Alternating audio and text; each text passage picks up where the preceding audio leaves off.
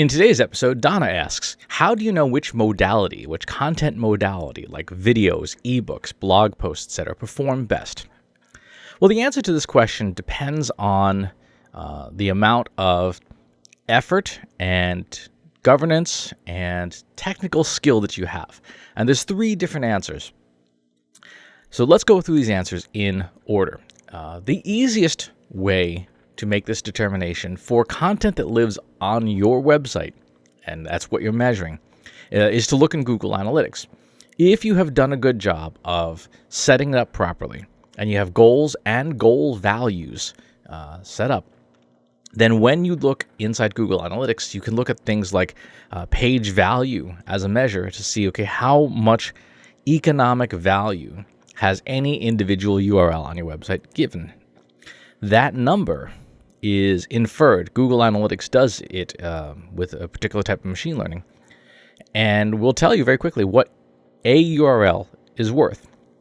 Now, if you've done a good job with your governance, meaning you have a list of URLs and you know what kinds of content types they are, like this pile of URLs are blog posts, this type of pile is podcasts, etc., then even in just Microsoft Excel, you could do a VLOOKUP between the goals and goal values by page from Google Analytics and the content types from your governance, and very quickly classify which type of content has driven the most economic value. You can, if you want to get fancy, do the same thing with Markov chain models and stuff to do a more thorough content attribution model. But just that basic, as long as that data is there, is good enough to get a sense of what content is or is not working. So that's number 1. Number 2 is, if you're trying to measure the performance of content that is not on your site, such as YouTube or a podcast in the Apple Store or things like that, you have to use a more sophisticated model. What you would need to do is export from Google Analytics again, your sessions and goal completions and things by day, along with all the different source and medium combinations. And then you would need day-level data from all of your media channels, like number of YouTube visits per day, number of YouTube likes per day, number of Facebook likes per day, number of Twitter likes per day, and so on and so forth. And those would be by content type. So videos you posted on Instagram, videos you posted on YouTube, videos you posted on TikTok. And you'll create this massive spreadsheet, right, of all this different stuff. And then you'll pick an objective from that spreadsheet. Could be Google Analytics conversions, could be sessions, could be data further down the funnel if you have it.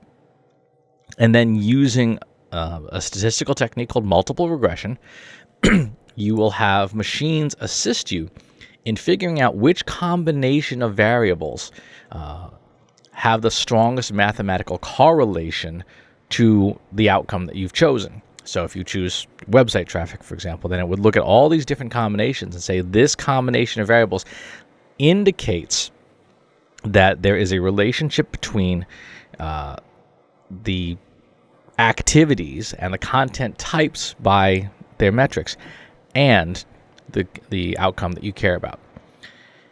From then, you have to build a testing plan, because you've established with that technique a correlation, but you have not established causation. You cannot say for sure that these other variables cause an increase in the outcome you care about.